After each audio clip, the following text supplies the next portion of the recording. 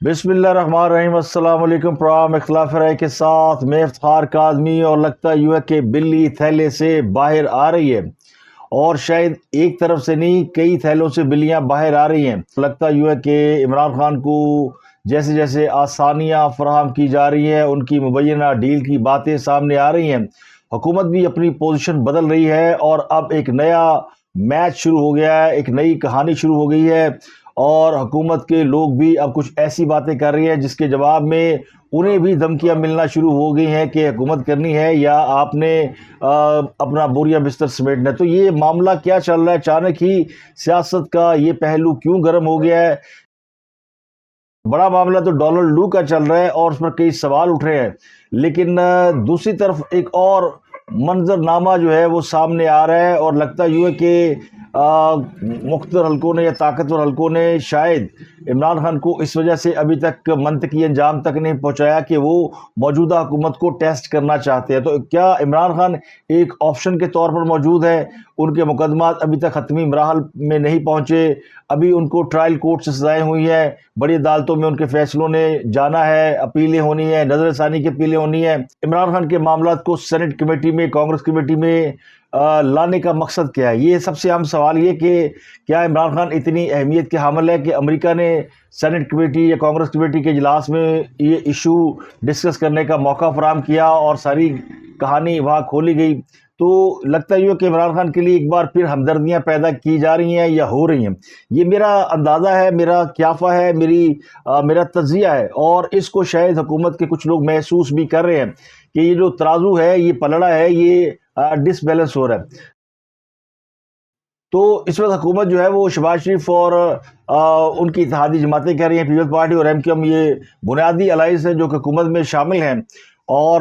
اب ان کے ذمے جو سب سے بڑا ٹاسک ہے، جس کی وجہ سے کہا جا رہا ہے کہ یہ حکومت میں آئے ہیں اور ان کو یہ لایا گیا ہے، یا جو بھی سمجھیں ان کو عمران خان پر ترجیح دی گئی ہے۔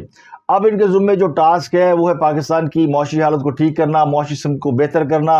اور پاکستان کو مشکلات سے نکالنا۔ تو بڑے بڑے وعدے کر کے یقینی طور پر یہ لوگ بھی آئے ہوں گے، مسلم لیگ نون نے بھی وعدے کیے ہوں گے، مینڈیٹ تو اپنی جگہ پر، لیکن جو فیصلہ ساز قوتیں ہیں وہ کہیں نہ کہیں ان کو اس بات پر اعتماد ہے یا اعتبار ہے یا انہیں دلایا گیا ہے کہ موجودہ جو سیٹ اپ ہے یہ پاکستان کو معاشی بحرانوں سے نکال دے گا۔ پچھلے 16 ماہ اور اس کے بعد نگران حکومت کے سیٹ اپ نے نسبتاً بہتر کارکردگی کا مظاہرہ کیا، تو یہ امید کی جا سکتی ہے کہ اب جو حکومت ہے یہ آئندہ ڈیلیور کرے گی۔ کل خواجہ آصف نے ایک انٹرویو میں یہ انکشاف کیا کہ انہیں دھمکیاں دی گئی ہیں کہ وہ جنرل فیض کے خلاف اور جنرل باجوہ کے خلاف کوئی بات نہ کریں۔ خواجہ آصف نے ایک دو روز قبل اسٹیٹمنٹ دیا تھا، اور انہوں نے کہا تھا کہ عمران خان کو، جنرل باجوہ کو اور جنرل فیاض کو پارلیمنٹ میں بلا کر ان سے پوچھا جائے کہ انہوں نے جو کالعدم ٹی ٹی پی کے لوگ ہیں ان کو پاکستان میں کیوں لا کر آباد کیا تھا۔ تو ان کا یہ جو اسٹیٹمنٹ ہے کہ سابق جنرلوں کو پارلیمنٹ میں بلا کر ان سے جواب دہی کی جائے، اس کے حوالے سے ان کا کہنا یہ کہ انہیں فوج کے اندر سے کچھ لوگوں نے پیغام دیا کہ وہ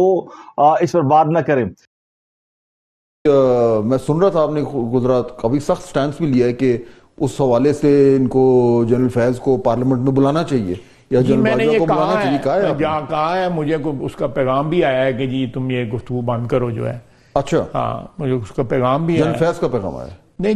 جس کا بھی آیا ہے، لیکن کہ یہ اس قسم کی گفتگو جو ہے تم بند کرو، کہ تمہیں پارلیمنٹ میں بلایا جائے گا، وہ بلایا جائے گا، نہیں تو ہم بھی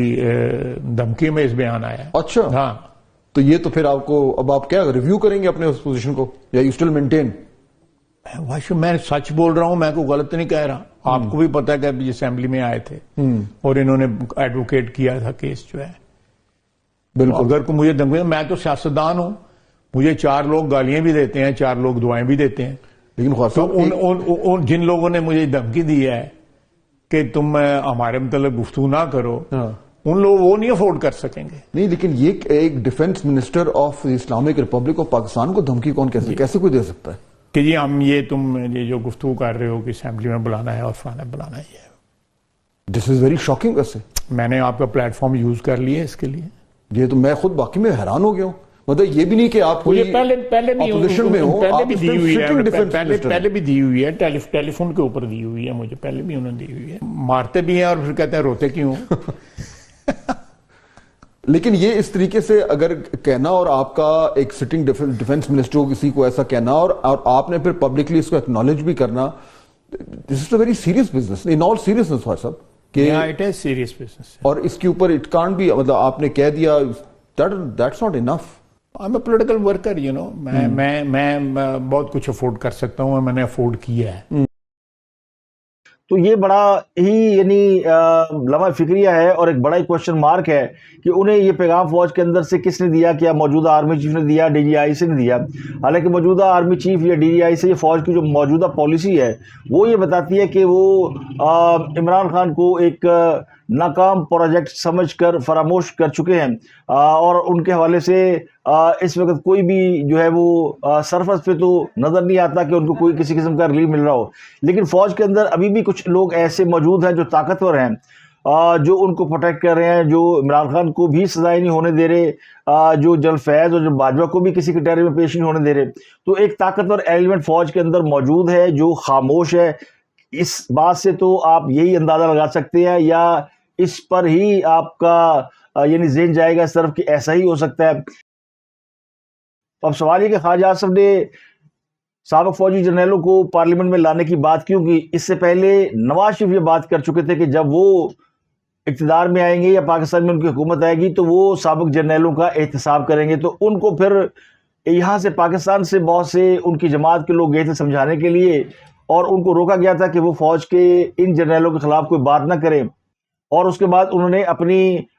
یہ پالیسی ترک کر دی تھی, پھر انہوں نے ان پہ کبھی تنقید نہیں کی. لیکن اب خواجہ آصف کی طرف سے ایک بار پھر ان جرنیلوں کا نام لیا جانا یہ ظاہر کرتا ہے کہ حکومت کسی نہ کسی دباؤ میں خود کو محسوس کر رہی ہے. تو خود کو ریلیف دینے کے لیے انہوں نے یہ چیز آشکارا کر دی کہ کل کو اگر حکومت کوئی ایکشن کرنے جاتی ہے اور ان کے خلاف کوئی ایکشن ہو جاتا تو لوگوں کو اس کی وجہ معلوم ہو کہ اس کے پیچھے محرک کیا ہے. تو اب یہ چونکہ بڑا ہی ابتدائی مرحلہ ہے, ابھی حکومت بنی ہے, ابھی اس نے کام شروع کرنا ہے. ابھی آج SIFC کا اجلاس تھا جس میں چاروں صوبوں کے وزراء اعلیٰ موجود تھے,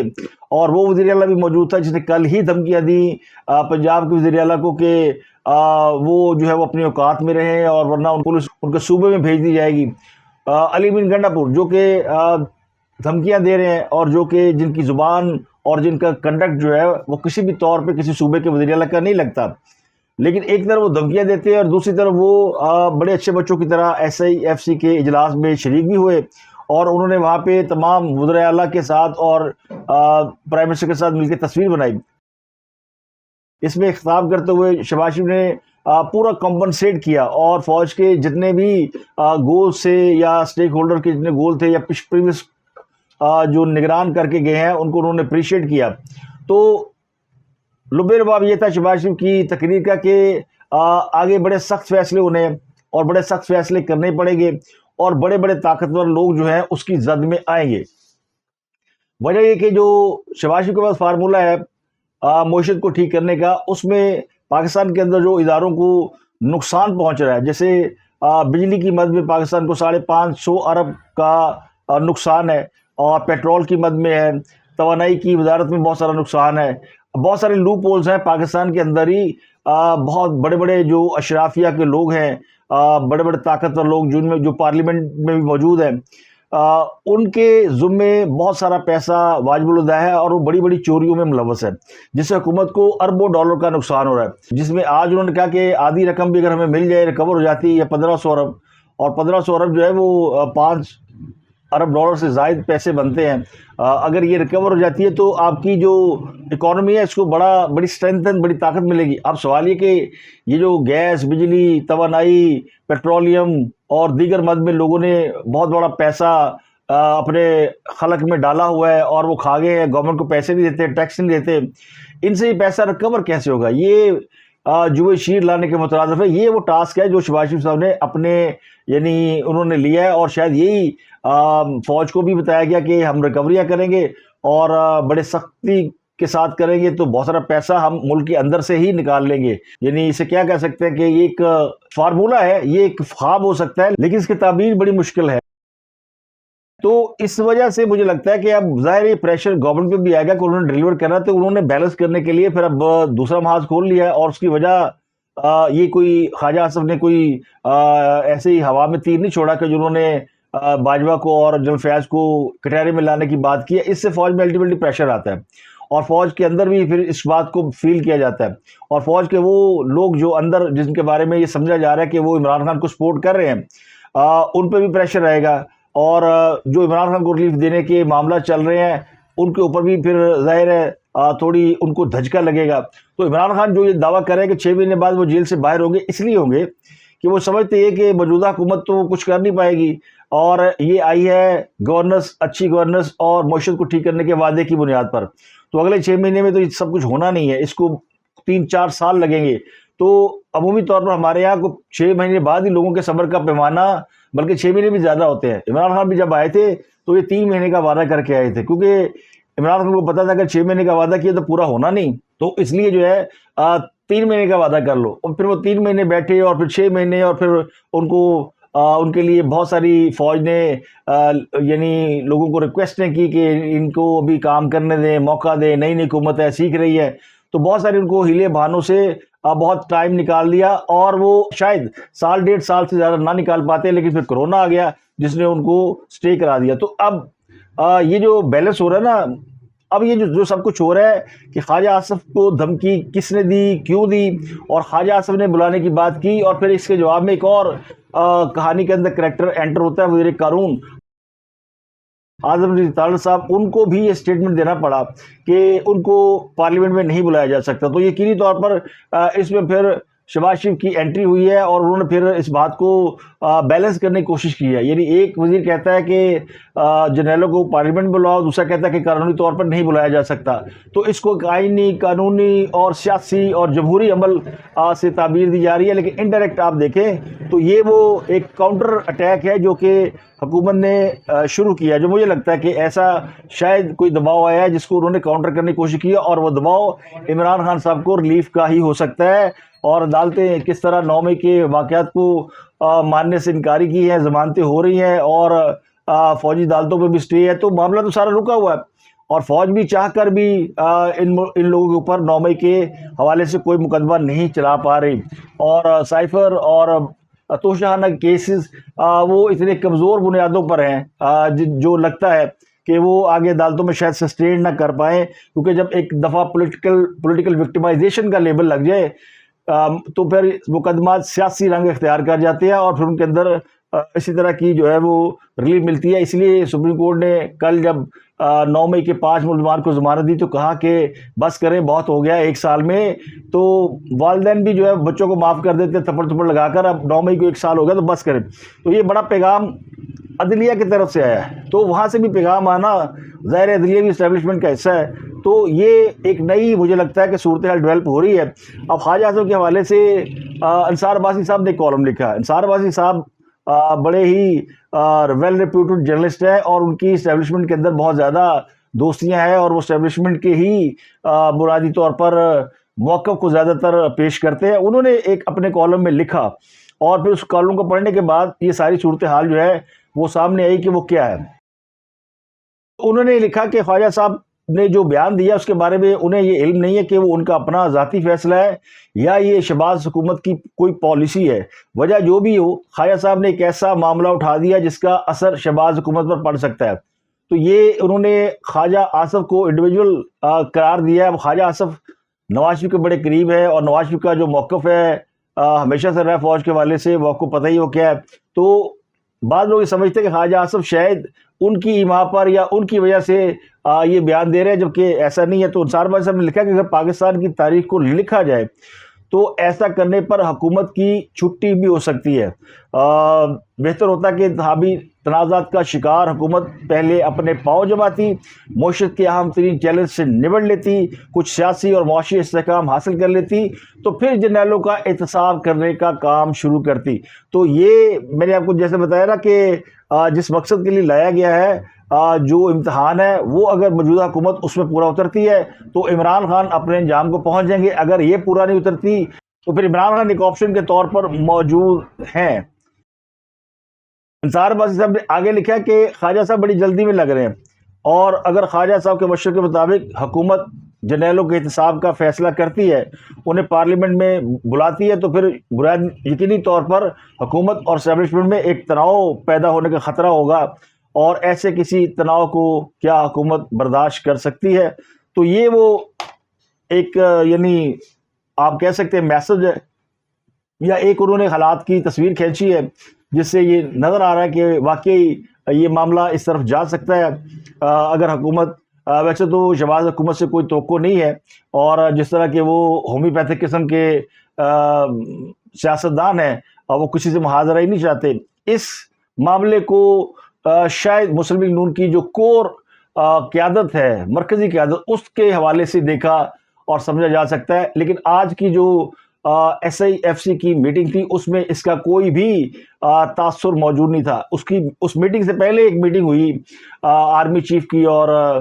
شہباز شریف صاحب کی، تو اس میں کئی اہم چیزیں ڈسکس ہوئی ہیں جس میں یہ معاملات بھی شامل ہیں، اور ان معاملات پر غور کیا گیا ہے۔ اور اصل جو معاملہ ہے، یعنی جو وچلی گل ہے، جی اصلی گل ہے کہ پہن پیسہ کماؤ اور سب سے بڑا روپیہ باپ بڑا نہ بھیا۔ تو اگر موجودہ حکومت ڈلیور کرتی ہے، پیسہ کماتی ہے، تو جرنیلوں کو چھوڑے، سابق جرنیلوں کو چھوڑے، یہ موجودہ جرنیلوں کا احتساب کرنے کے بھی قابل ہو جائے گی، لیکن پہلے جڑا کام کرنا وہ تو کرو۔ تو اب یہ ظاہر ہے امتحان کا وقت شروع ہوا، تو اب امتحان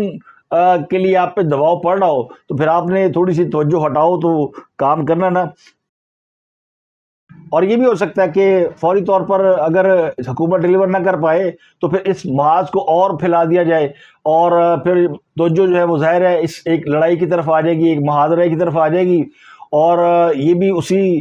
نہج پر چلنے کے لیے حکومت تو مل ہی گئی ہے نا۔ دیکھیں سارا تو معاملہ ہوتا ہے اقتدار لینا، وہ لے لیا، اب لڑائی آگے کی۔ تو میرا خیال ہے کہ وہ یہ بھی ہو سکتا ہے، لیکن بہتر یہ ہوگا کہ بجائے اس کھیل میں الجھنے کے واقعی پاکستان کی معیشت کو بہتر کرنے کے کام پر غور کیا جائے۔ میرا خیال ہے کہ جو شہباز شریف حکومت ہے یا شہباز شریف یا ان کی کیبنٹ کے لوگ ہیں وہ اس معاملے میں سنجیدہ ہے، وہ بڑے سنسیئر اس معاملے میں نظر آتے ہیں۔ باقی جو ہے نا وہ گھاگ قسم کے سیاستدان، خواجہ صاحب پرانے گھاگ قسم کے سیاستدان ہیں، اب اور انہیں یہ میسج دیا گیا ہے کہ جی ابھی انتخابی نتائج جو ہے وہ لوگوں نے تسلیم نہیں کیے، اس کا مطلب ہے کہ آپ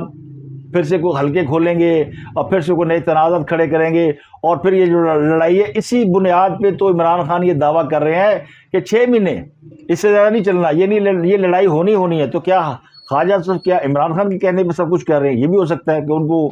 کسی اور طرف سے کسی نے ٹچ کیا ہو۔ خواجہ اعظم چونکہ پرانے مسلم لیگ نون کے بڑے یعنی لائل قسم کے وہ ہیں رہنما ہیں، لیکن جو ان کے حوالے سے اہم بات میں ذکر کر دوں، جب نیب نے تمام لیگی رہنماؤں کو پکڑا اور ان کو جیلوں میں ٹھوسا اور پھر مقدمات چلائے، تو جو آخری گرفتار ہونے والے تھے جن کے بارے میں بڑے سوال اٹھ رہے تھے کہ آخر ان کو کیوں نہیں پکڑا گیا، یہ کیوں کھلے گھوم رہے ہیں، وہ خواجہ اعظم تھے جنہوں نے زبردستی اپنے آپ کو گرفتار کرایا، اور پھر نیب نے انہیں گرفتار کرنے کے بعد ہاسپٹل منتقل کر دیا جہاں وہ علاج کے نام پہ مقیم رہے۔ تو اس وقت بھی یہ اسٹیبلشمنٹ کے ساتھ مکمل رابطوں میں تھے۔ اب یہ جو جنرل باجوہ کا ذکر بیچ میں آ گیا کہ جنرل باجوہ نے، اس سے پہلے بھی انہوں نے کہا کہ مجھے جنرل باجوہ نے بھی دھمکیاں دی ہے، وہ پریس کانفرنس کرنا چاہتے ہیں، تو میں نے کہا کہ وہ جو پریس کانفرنس کرنا چاہتے ہیں وہ کر لیں۔